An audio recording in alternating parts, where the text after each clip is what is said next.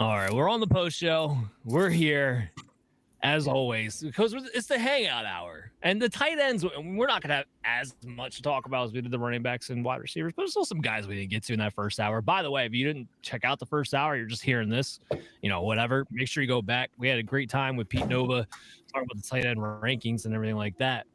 But I think for the most part, we actually did hit most of our top 12. So I'll just kind of lead this off with this, and then we'll get into some other guys that maybe you guys want to talk about. But so for the running backs and wide receivers, we came up with categories, right? Like we had like 3 different categories for each of those positions of like where guys fall into, what you kind of look for. For tight ends, I feel like it's 2. It's the guys who are blocking tight ends. So maybe they'll get on the field, but have athleticism where like there's some upside. Cause like I don't care about the tight ends who only block. Like if your only ability is to block, like who cares? You're never gonna be anything for fantasy. So I don't care. But we have seen some tight ends who are like they got on the field because they're blocking and they had enough athleticism to like Robert Tonyan comes to mind, where you just like you had that crazy 12 touchdown year, right, popped into the top 6, like that kind of thing. That kind of thing can happen. Or on the flip side, and I think this is where most of the fantasy community gravitates to, are the guys who are like freakishly athletic, but probably aren't going to like, day 3 in the draft. So those are the 2 kind of categories I came up with. I don't know. Chris, is there one you prefer amongst that group if you're looking at those deep sleepers?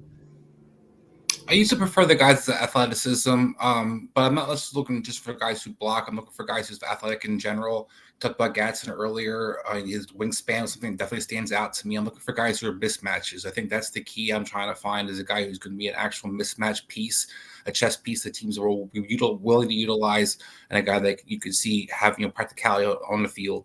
I think overall, one of the things I struggle with this draft class in general, and Adam kind of alluded to it, well, I think it's a decent draft class.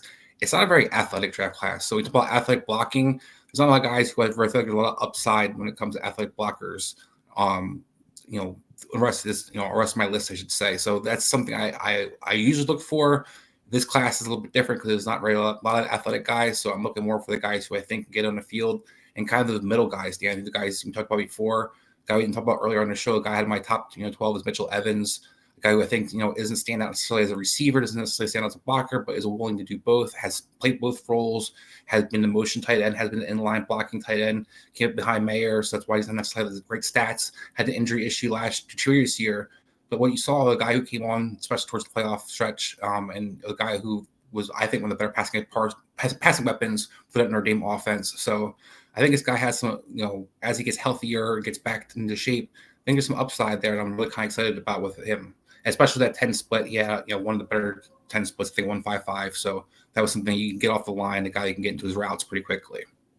Well, I was shocked that wasn't where Adam went with his sleepers when we had the end of the first hour of the show. Like I was waiting for it, and he went in a totally different direction. And instead of going with his Notre Dame brethren, this guy stole my, athletic guy who's going to talk about this hour. So thanks for that, Adam. Way to not go Notre Dame for once in your life. Look, I mean, I'm going to complete the ball if I throw it to Mitchel Evans, but like at what cost, Like it's just not very it's just my philosophy of the tight end position. I feel like I was pretty clear on the guys who I argued for in both of the things, right? Like that's just not what I care about. Like at least pre-draft, they get drafted in the second round, we'll have a different conversation. If you guarantee to me that today that Mason Taylor's your starting tight end, then sure, obviously I'm going to take him over Rondé Gadsden. What are we talking about? But today, before to me, pre-draft, to me, it's all equal, in terms of draft capital. I could care what the consensus big board says right now. From a fantasy, pre-draft board standpoint. Well, and even to that point, draft capital, I don't care if a guy gets taken in the 4th round versus the 1st or 2nd round. It's who takes him in the 4th round, who takes him in the 1st or 2nd round. Because if a guy goes in the 4th round, but he goes somewhere where, he's got a shot to be on the field more, right, and it's a good passing offense that's going to utilize the tight end, hell yeah, sign me up. If a guy goes 3rd overall, but he's on an offense that is going to use him as a blocker, then what do I give him? I think it matters, at least in the sense that, from a production standpoint, matters 0%, right? Agreed right there. Where it matters is... if you get 200 yards your rookie year and you pressure were drafted, to perform, yes. If you were drafted opposite, really. Like you were drafted 12th overall, you get 200 yards. Like your value doesn't really tank that much. Yeah. Like, you would think it does. We talk about it like it does. I can still probably get a second-round pick for you after your rookie year where you sucked. If you get 200 yards as a 5th-round pick, really we should be jumping for joy. But what reality is that you're worth exactly nothing, and you were actually just a roster. Are you talking bottom. about Michael Mayer? Like, kind of. Like, go try to move Michael Mayer. Right Your now. guy. Well, Mayer got a raw deal. I mean, Mayer Don't got disagree. flipped. Doesn't matter. Yes. Like he's worth less than nothing in Dynasty. He got bent over, but when Bowers went last year, and then Bowers bowered out. So yeah, but does he still have value elsewhere? were you gonna say I would something, say Chris? so. I was just going to jump in. One of the things I think is cool about the tight end position, and why I'm hoping that we can kind of dive into a little bit. I know that everybody's excited about the class necessarily, and I know that Adam makes it very clear he's looking for a particular player, and if it doesn't fit his profile, he doesn't really care. But the tight end position is one of the more interesting positions where I think that when it comes to guys that, first of all, usually start off kind of an evil playing field. Doesn't matter, a lot of guys aren't drafted usually high. There's not typically a tight end goes in the first round. But even if you do, let's say, the second or fourth round, or even the first or the third round, you've seen this happen before. A Hurst went before in the first round. Mark Andrews goes to the third round. Andrews winds up being the guy. Luke Musgrave went second round in Green Bay. Tyler Kraft's the better guy in fifth round. So what I bring that thing, Tucker Kraft, I'm sorry. Thank you. Yeah, Tucker Kraft. But I bring that up real quick because what I want to make a point is I think tight end, two things stand out to me, Dan, and I don't want to talk too much, but it's you have to be patient at the position. And even if the guy doesn't play that rookie year, as you're talking about, Adam, it's who winds up being the guy at the right position at the right time, in a sense, and who kind of fits the offense the best. We saw with Tyler Higbee and Gerald Everett. Everett's probably the better pass catcher, quote unquote, but Higbee's better fantasy-wise because he wound up being the guy who stayed in the Rams. So that's the situations where I think tight ends gets real interesting. Jake Ferguson jumps to my mind where he had to kind of wait his chance. Isn't a great athlete, isn't someone to stand up, but once he beat out Luke Schumacher and beat out some of the guys they had in Henderson, he became a tight end that was better in Dallas. So I think this, what I was trying to bring up earlier in our first show, is that while I like the athleticism, I also realize this is one of the few positions where you can get away with a lot more not being a great athlete. It is a lot more about feel sometimes, and there's different ways, like I said, to kind of win this position. So that's one thing that I find really interesting as we kind of dive into this with these sleepers. Speaking of Jake Ferguson, real quick, Chris, I actually comped Gunnar Helm to Jake Ferguson. I just wanted to throw that in. That's what I have too. That's my comp from too. So former Badger Jake Ferguson, hell yeah. Tight end really is like it's a penny stock position in a sense, right? Where it's like I when I say like the athletic guys like pre-draft, like I was also like the number one holder of all humans in like existence of Dalton Schultz. Like I'm not saying that you don't take your shots on those guys. I'm saying that I'm not taking them early and I'm not like spending anything for them. Right. But like for example, like in terms of guys that I want to talk about for this show, like actually philosophically, I'm like all aboard the athletic tight end hype train. Realistically, outside of the guys we talked about in the last show, I'm way more interested in taking a shot on a Hawes, for example, because I actually don't steal my guy. Shut your. But like literally, like in this instance, in this particular class, actually just give me the guy who's got decent ball skills as a blocker. I know he's gonna make an NFL roster, and like I don't. These other guys we're going to talk about, like, I don't think they make NFL rosters. Like, straight up, don't know that they make a roster. So that point real quick, and Dan, jump in here. A.J. Barner did that kind of for Seattle last year. A.J. Barner was a blocking guy, quote unquote, from Michigan, came out and wound up having 4 touchdowns. So one of the younger guys kind of off the board in a sense, but I got my want being the starting tight end for that team this year. Seattle doesn't understand what the hell they're doing with tight ends, though. They haven't forever. So Kubiak's there now. I mean, Kubiak's had yes, but we'll see what happens. He wasn't there last year and for the previous however long years. So yeah. Well, Waldron doesn't know what weapons are used for. He doesn't know. It's kind of hard to do. AJ, you look good. Get out there. Just as a complete aside, going back to last show, of the landing spot, I am more of the mindset that on the Fant and Junior conversation that he has less or a wider range. Having said that, boy, oh boy, Seattle would be a fun part of that high-end range. Just he would fit great in a Clint Kubiak offense. I would be so excited for that. But actually, he is someone who I like the best case scenario fits a lot for, but the worst case scenario fits are real scary to me. No, personally. sure. Because when you're talking about a tight end who has less of that, physique, I guess is the word I'm looking for. Yes, that's how you pronounce that. You can tell you guys are brothers. Well, I landed between physical and physicality, and I was like, no, I'm trying to say physique. What am I doing here? But yeah, it's definitely going to be interesting to see where he lands for sure. Because he could. I think I was talking about your guy, Rondé Gadsden. And I was like, I just think he might get buried as a third string tight end. It could happen to Fant. I think less so because the consensus is he's going to go day 2. And I think that it kind of prohibits, or at least helps prohibit him from being completely buried on a roster. Especially compared to like a day 3 guy in particular. But so I have more hope for Fant that he's going to land somewhere that is actually going to utilize him. Either there, the Rams would be a great fit. I don't know. Any one of those type of the Jacksonville Jaguars would be a great fit for Fant, in my opinion. There was another team I had earlier I thought of, but the Jags would be good because that scheme, you saw their ability to get, McMillan is kind of taking off ability, Otten. You saw them be able to get the ball to the guys in the middle of the field and then quickly make them be able to get, make people miss in a sense. So I think that's an offense that could definitely thrive. He can be Evan Ingram and what was his name? It's Liam Cohen. It's Liam Cohen's offense now, though. It's Liam. Well, that's Cohen's what I mean. You saw Liam Cohen in Tampa Bay. That's what I'm driving. Yeah. Well, not just the time, but the receivers, how they utilize guys. Yeah, I mean, I'm with you, Chris. That would be, and with Jacksonville, you'd have the added bonus of them not really having a true slot receiver at the moment, at the very least. Right, because they gave them all away. They let them all go. Yeah, we'll see who they draft. I mean, I got to imagine they're going to draft a wide receiver. But yeah, so Adam, you mentioned now I only have one guy because you stole my other guy in the first hour, and Josh Simon. So the only guy I have now I was prepared for, thanks, Jerk, is Jackson Hawes from Georgia Tech. First of all, if he's not the best, he's one of the best blockers of this class. He's the best, I think. And I think he's the best too.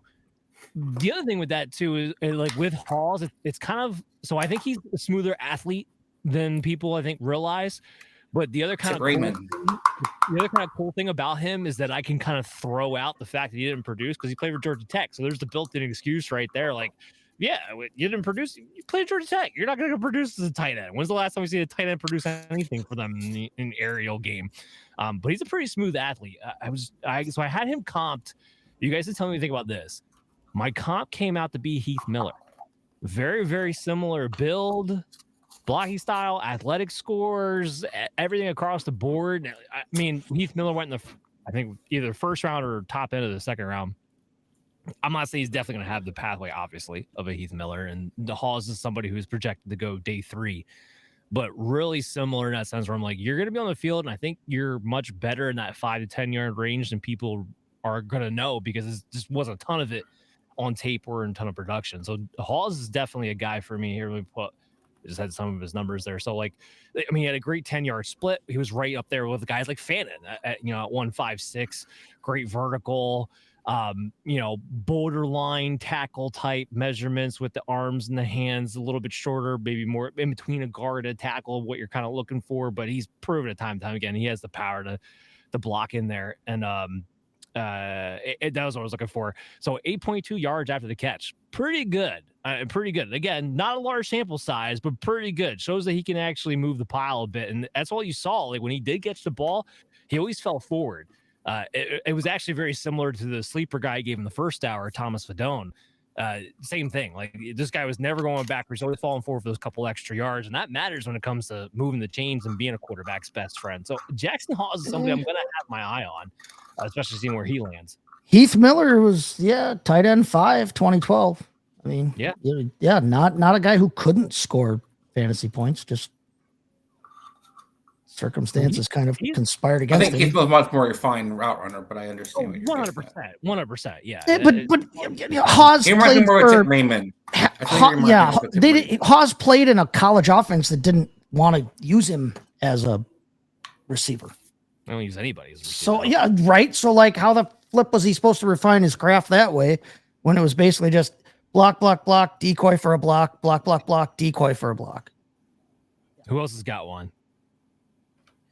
I mean, I got one. I'm not going to like hit the stump for him or anything, but I mean, CJ Dippre from Alabama is a guy that has a respectable-ish, PFF grade as a blocker, and as a guy that I think has a little bit more ability than maybe people are giving him credit for coming out here. I mean, guy that played 2 years at Maryland before he transferred to Alabama, but he was third on the team in receptions, third on the team in yards last season, in that Kalen DeBoer offense. He's just a solid player kind of all around. He's got good size for a blocker. I mean, he's 6'5", he's 256. He's got a nice frame there.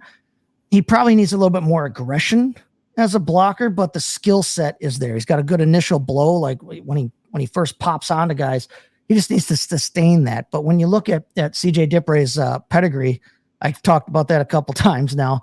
His dad's a competitive power lifter. I think if there's any dude who could understand the idea of like aggression and maybe taking it out, it might be CJ Dippre there. He's good on contested catches. It's not that he's not an aggressive player. It's just his blocking needs a little bit more oomph to it, a little more. Like I said, he needs to sustain it more. But Dippre is a guy that I think he does a good job of working his way open late, mirroring his quarterback and being that kind of outlet receiver that a quarterback can use. He's a tough, aggressive runner with the ball in his hands. And again, he played at Alabama. So he played against the SEC. And before that, he played at Maryland. So he's playing in the Big Ten. So he played against, big time football schools and held his own. Not a guy that's getting a ton of hype, but honestly, when I put my rankings together and I looked at their measurables and their testing scores and that, he's a guy that surprised me and how well he did score. He scored out as a top 12. I have him ranked as my tight end 14. A guy that I think in the right situation could surprise a little bit and could have at least some ability. We've talked about guys getting themselves on the field. You can't catch the ball if you're not on the field. He's a guy I think could find himself on the field somewhere. Is it Dippre or Dippre? Dipper. If you're, if you want to be that way about it. CJ. There's no CJ from Alabama. Here, Adam, just be clear. What? So there's no blood relation here to Chase. I'll mispronounce the names.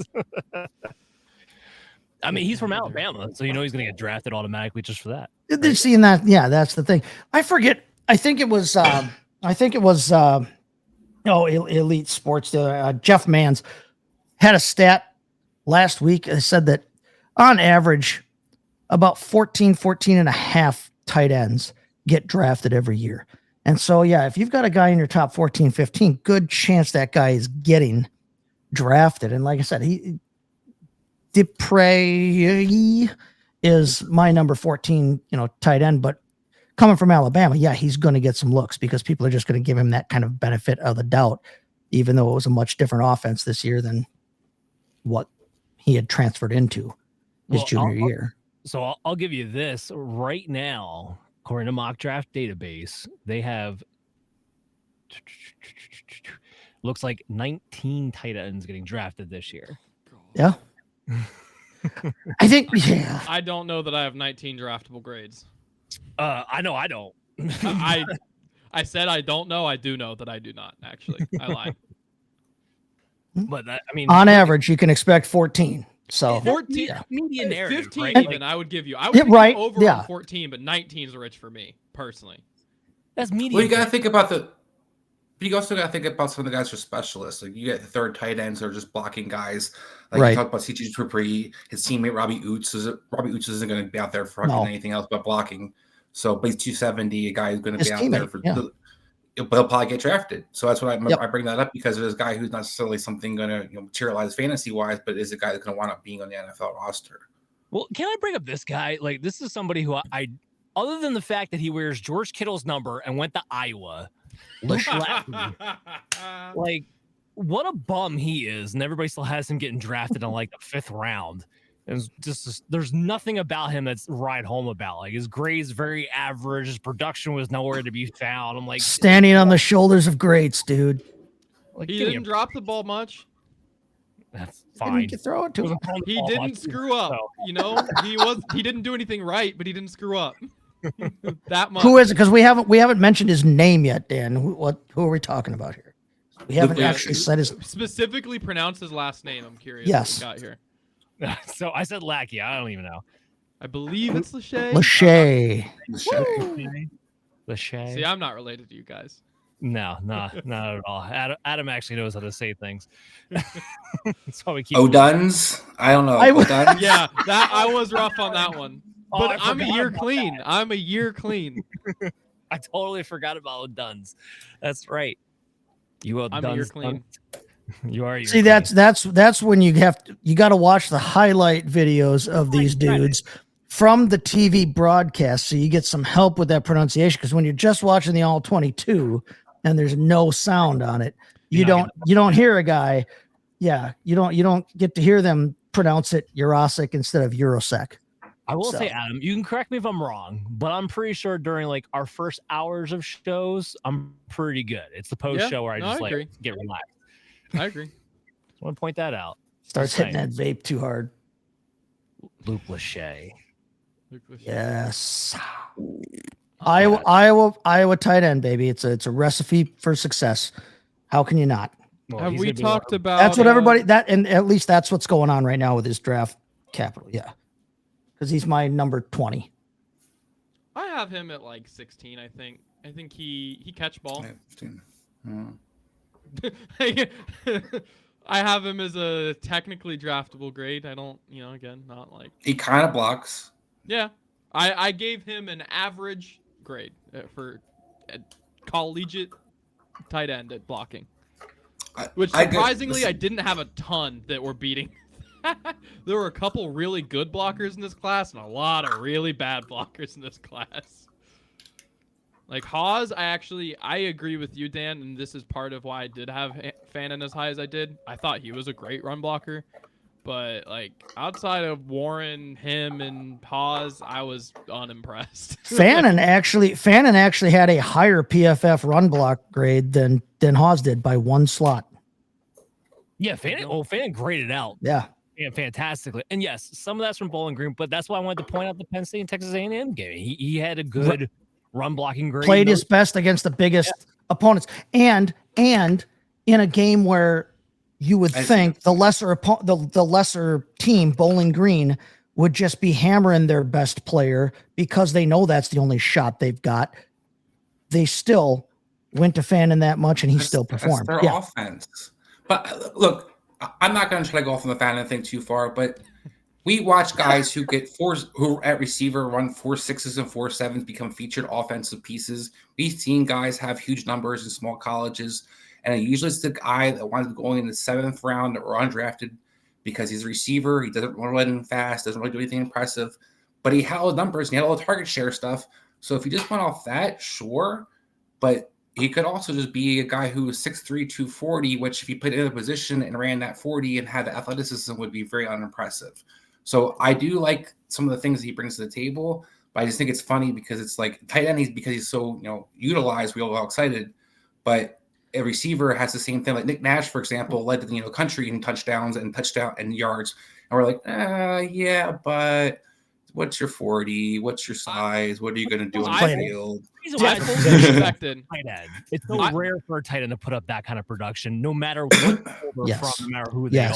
If I feature anybody, this is more my point, Dan. That's all I'm just saying. If I feature a guy, I fully expected to feel this, because you see tight ends in Utah real quick. That's where I was going to say. You see that happen a lot in Utah's other places where they feature the tight end position and they have lots of yards. Okay, quiet, because that's coming up later. But secondly, sorry that not everybody can play at the University of Miami and be a hurricane. So you can, be so happy over everybody. Remember 2002? That was great. I remember. That was great. Remember when we created fire as cavemen? Hey, by the way, speaking of being a year clean, but never in Rutgers. I have not overhyped a Notre Dame player this offseason. Entire offseason, haven't done it. You're welcome, everyone. I'm not the homer anymore. Chris went with Xavier Restrepo last week, and then he was all over the freaking Arroyo train this week. I just find it funny that everybody loves the guy at the quarterback position, but all his weapons are like they suck. Dude, no, I've got a Royal. Awesome. I have a Royal third. I have a Royal ranked third. I have a Royal ranked third. I have Fannin ranked 4th, and even I was listening to your arguments like, dude, I don't know. like Fant and I Fant did love what? you. I said that. I have Arroyo fourth. It's not like I'm low on Arroyo. I still have my top 5. I think Restrepo, we completely disagree on. I'd rather take a shot on him than Mason Taylor. Because he's slow, right? Because he's slow and he has a certain target share as the fucking tight end and does the same things a tight end does. Taylor? But we No, hate but Taylor Restrepo because why? No, You see my point? Do you guys see my point? No. A guy who features at 8 yards and before, he actually got down the field more than your Chris, tight end did. You didn't listen to my when I was talking to Pete in the first hour. So what bothered me about Taylor was his lack of production in certain areas, especially for a guy who's supposed to be featured. Well, no, it's not the same thing. I'm not talking about Taylor. I was talking. Go ahead, Adam. I was gonna say I have Arroyo over Mason Taylor. So if that's where this is about to go, so do I. So do I. Yep. I have Taylor down an 8. I have Taylor like I said. It's 7, so I'm not far. Right behind Arroyo, actually. This is how excited we are to talk about sleepers. We just keep going back to the first. We keep going back to the guys who we know are getting drafted. Caden Prescorn, I have a draftable grade on. There's a sleeper. I'm gonna say, Adam, I like Prescorn, this guy I have as a sleeper, and Gavin Bartholomew is the guy that I have as guy as possible. Outside of that, what I feel like is from my 15 on, while you talk about Luke Lacey being, somebody, or Lachey, I'm sorry, that could be somebody that you're cut off, like average. I feel like everybody below that is like, it just gets worse and worse and worse. Where you talk about Jake Brinstall sucks, guys. I'm sorry. A guy 6'6", 230 pounds. I agree. He can't run. He can't get in and out of the breaks. He is a worthless receiver, tight end. And he just gets people. Dan, jump in here. 6'6". Oh, I was just backing Pete up with the stats that he had because he didn't have the stats in front of him. I'm not a Brinstall fan. Like, I think I had him as a very generous comp. I gave him a Cameron Brate comp just because his athletic scores came out to be about similar. He's about the same body size, but I don't think he'll ever be as productive as Cameron Brate was. He's like 230 pounds. Also, this is like hold on, Chris. He's 241. Like, you give the guy credit what he got. Yeah, hey, well, every pound. His playing weight was 228. All these guys all put 10 pounds on for the combine stuff and to do their pro days. I got you. That's fine. But That's what his playing was 228, and you watch a guy run around, you're like, wow, that's not. Was it Milrose hands that grew like an inch between things? Like, you don't think dudes could put 10 pounds on for the muscle, pure muscle? Fant absolutely did. He wasn't 240. I want to give a shout out because he's the type of guy who should be on this show, and Chris is just a film psychopath over here. Do want to give you a shout out on Conyers, who I think is actually playable. He was like one of the last guys I watched, and I was like, oh my god, finally another NFL player. I've watched like 4 guys. I haven't seen one of you in so long. Shout out there. So Conyers is somebody I had the 49ers actually drafting in the 6th round in one of my many PFF mock drafts. But he was somebody who was on my board as an NFL draft prospect, actual NFL draft prospect for a while. Does a little bit of everything enough where he definitely should be a day 3 pick, I would assume. I want to talk about the Mississippi State kid a little bit because I think people don't really know much about him, but I think he is, like you said, a guy that's a NFL player. I don't know what necessarily we're going to see as a ceiling for, fantasy wise, but he has some of the decent build, has decent blocking skills. You saw some production here or there. So I'm curious to see what you have, what you think about him or the rest of the panel thinks about him. He had a great average of the target.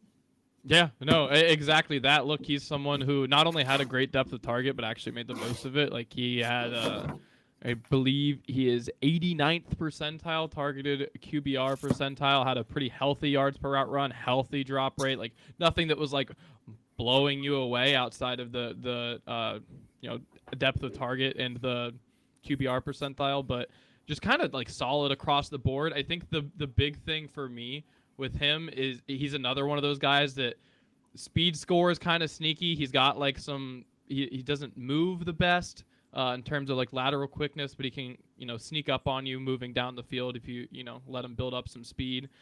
He's got solid hands across the board, but what I liked the most is for a guy who, doesn't maybe move the best. Like if he's in contact, like I thought he wasn't afraid of like being over the middle and getting hit by a safety. Like I thought he held up pretty well. And he is one of these guys that we've talked about that I tend to like. We talking Prescorn here? Yeah. Prescorn. Yeah. As far as like Ole Miss, yes, not Mississippi State.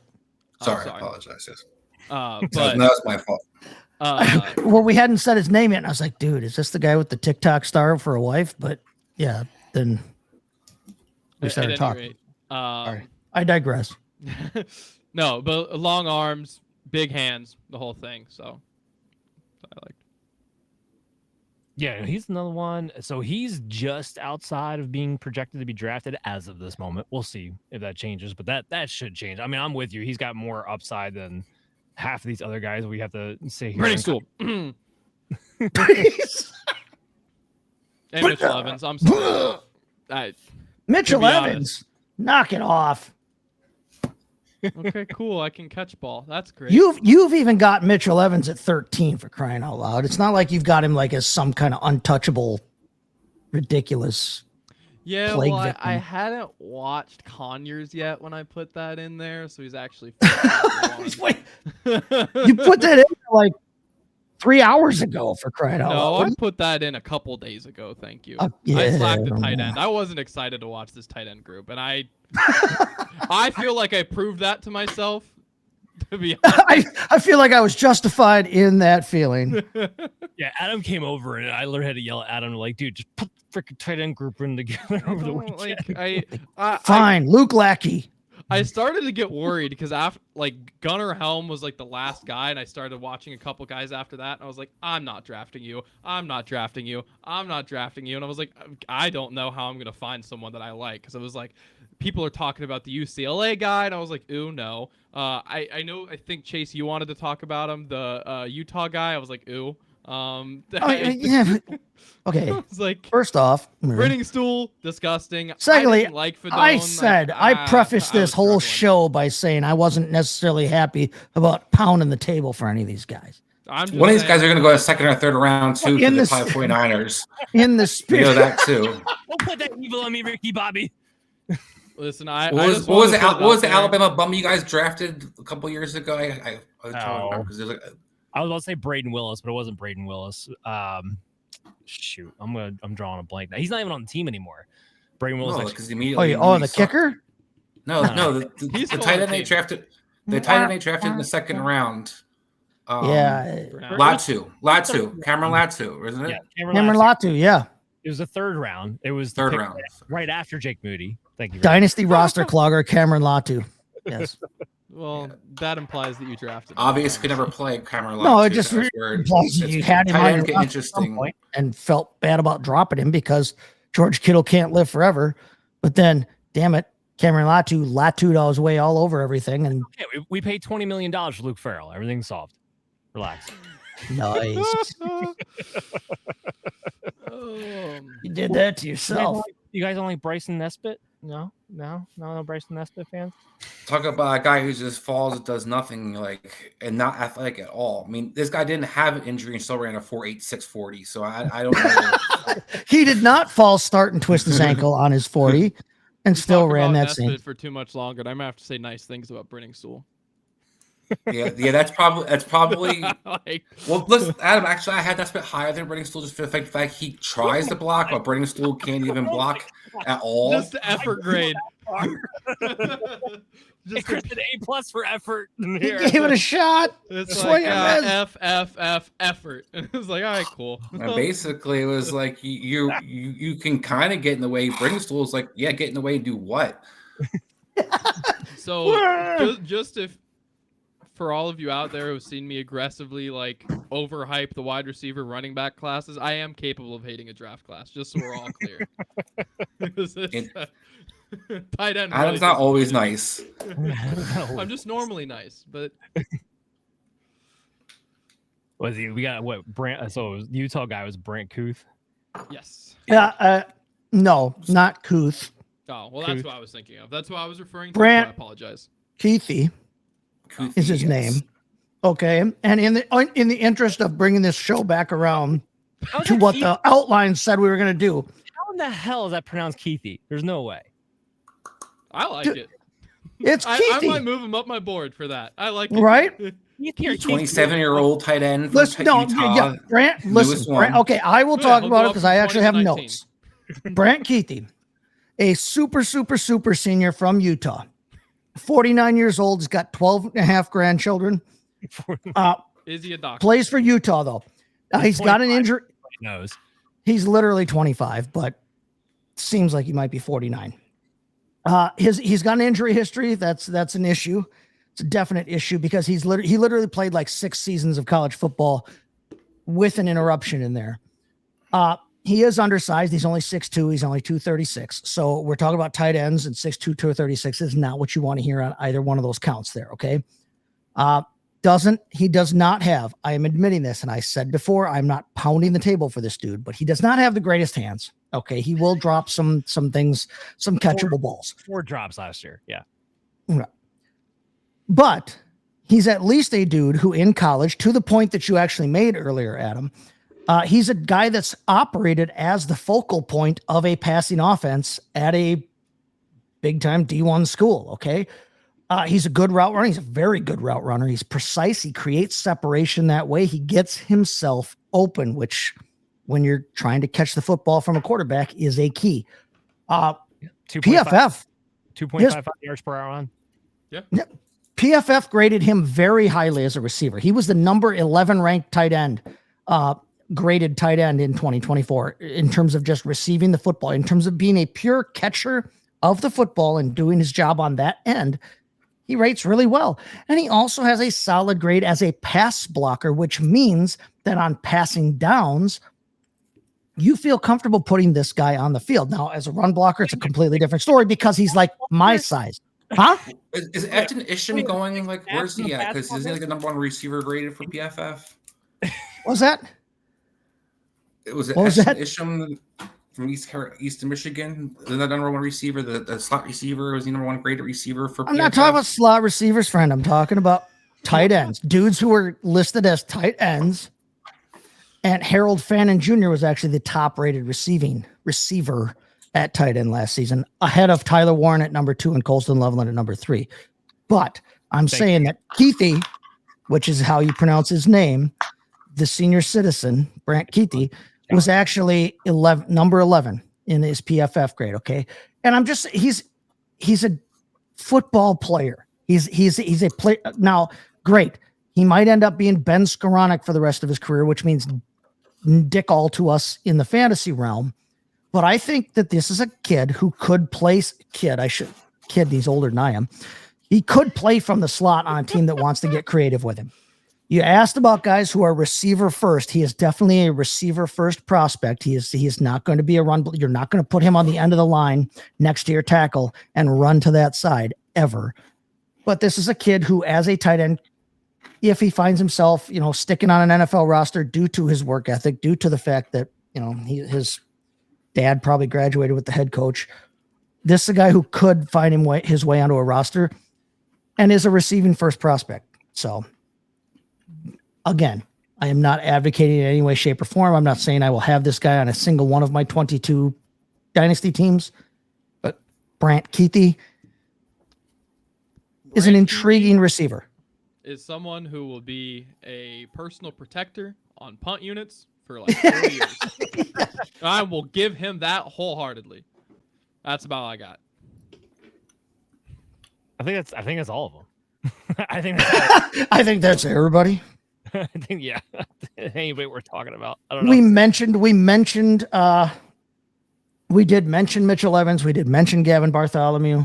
I think I said that UCLA guy once.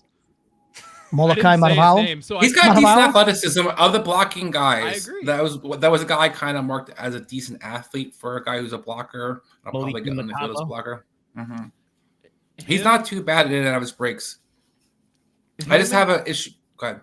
I was gonna say him and Keithie were guys, to tie this together, that I wanted to like when I went to watch them based on some of the analytic stuff, but I just couldn't get there. Yeah, you're just mad that he's short, and I'm short, and he's taller than me. Yeah. I'm willing to call that tall.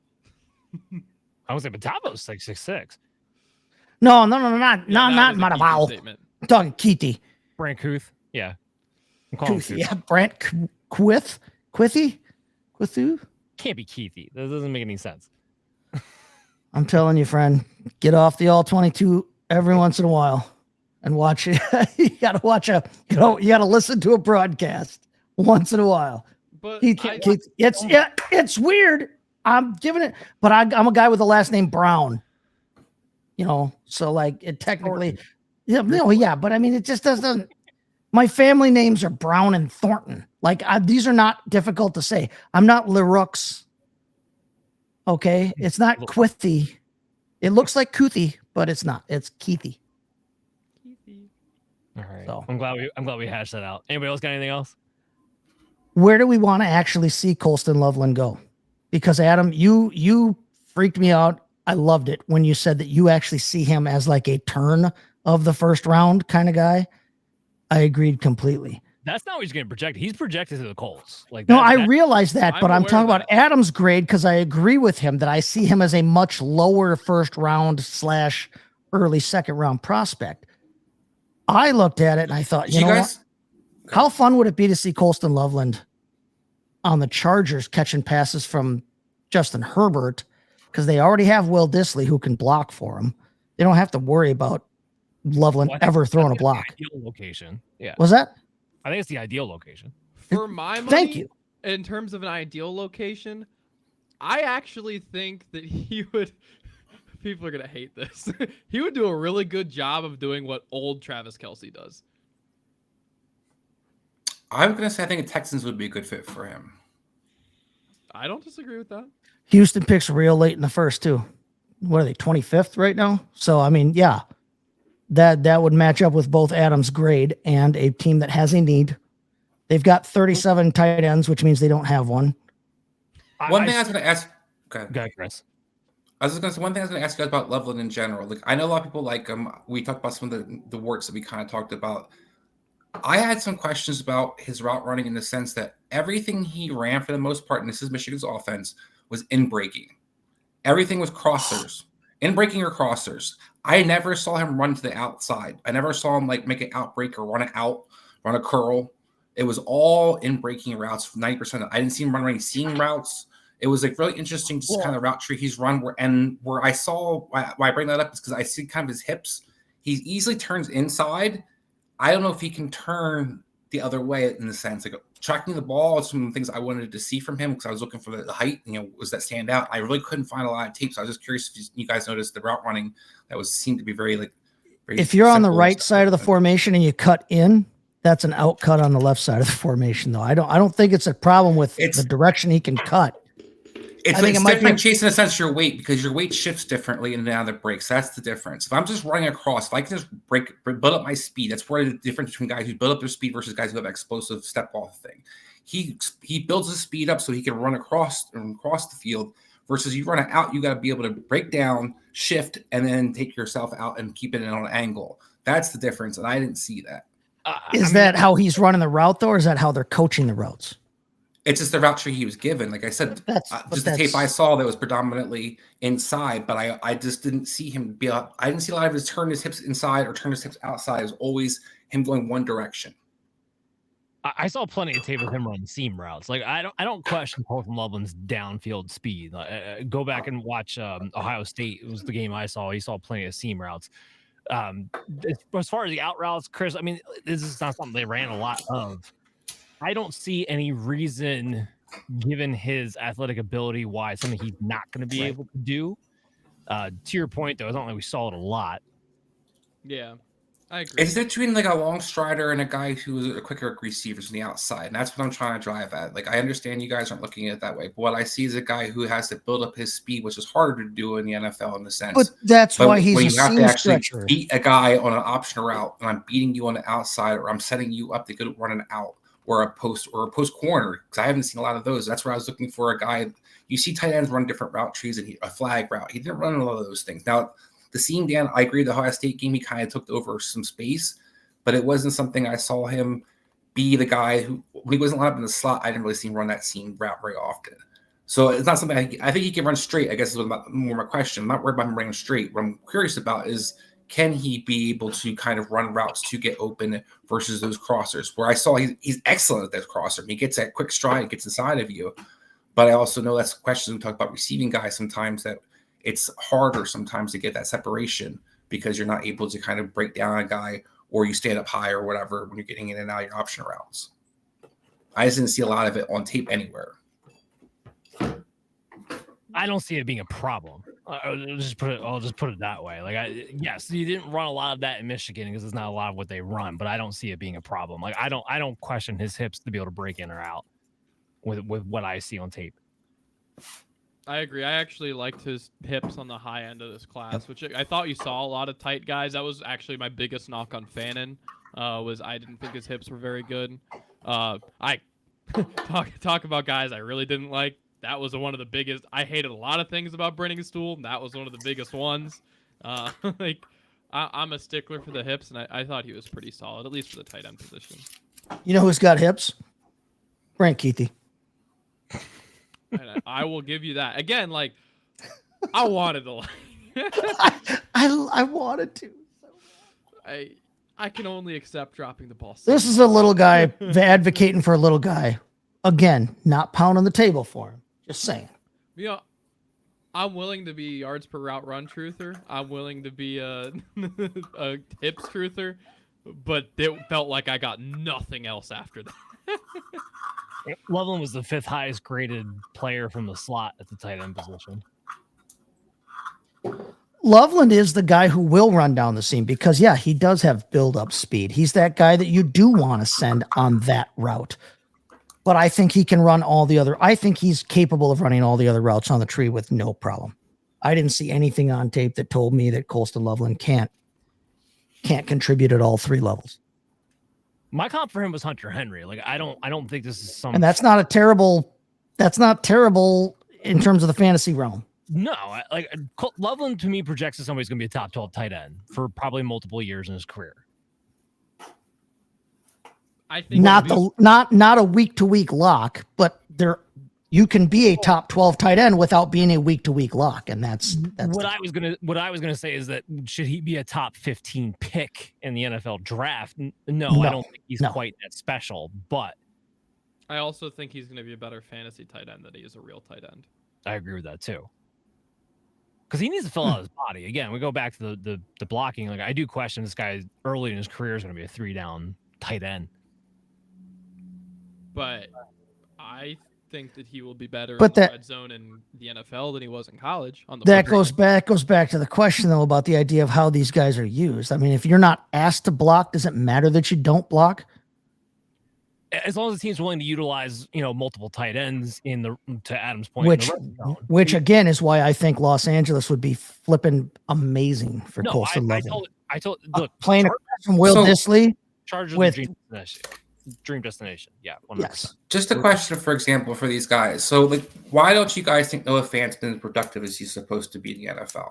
Because Seattle he sucks. better at his routes. No, he never got better at his route. Well, but Seattle sucks too, though. They don't know what they're doing. No, this is fair. Yeah, but Denver sucked. I was gonna say, I was like, it was Seattle's not even what I'm thinking of with Noah Fant. It was who he was drafted by with the Denver Broncos. He never got better. That was what Noah Fant's problem was ultimately. I don't argue that.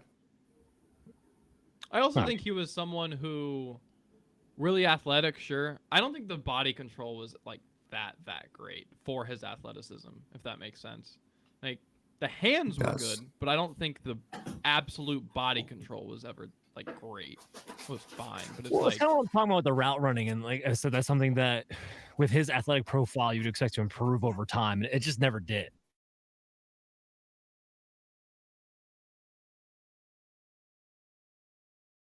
On Loveland, but something I appreciated about him, I actually thought he's overrated as an athlete, and that's part of what knocked him. But on the flip side, I thought he controlled himself really, really well. Like, I thought he was a very coordinated person. And that's why, like, he kind of saved himself for me, where I was like, I don't know that you're the athlete you're hyped up to be. I don't know that your typical athleticism, I don't know that I would project as a move tight end, but I'm willing to give it to you because I think you move really, really well. Like, he's just, like, natural in that way. What I like, too, is that he has very good spatial awareness on the boundary. Agreed. Like, he's very good on the backside shoulder fades and knowing where to get his feet in and everything like that. Like, really good in that sense. Like a wide receiver-esque almost when it comes to that area. Agreed. Fully agreed. So, I mean, that does it for me. I don't have any other tight ends I want to talk about. If you're still listening and watching the show, thank you. And also, make sure you're tuning in to the draft. Again, we're going live Thursday night, at FF Advice Net on YouTube. So make sure you check us out. It's going to be me, Tyler, Kyle Dossier, Amber Phillips. She's going to be kind of going in and out. We're going to kick off the show. Dr. Brian Scott's going to come on, talk about some of the players we have highlighted for injuries. I'll talk some bets. I think, actually, I got to get back to you on that one because Tennessee has some hit or miss rules when it comes to gambling. So I got to check if I'm definitely going to be able to do that or not. I will at least use the odds as a content point, whether I can actually talk about betting. Are they going to put the muzzle on you? Yeah. Oh. Whether I can actually talk about betting or not, I still got to find that part out. Because we had to actually like get approval to do a raffle because we're going to do raffles for jerseys at the bar. And we had to make sure like that was okay.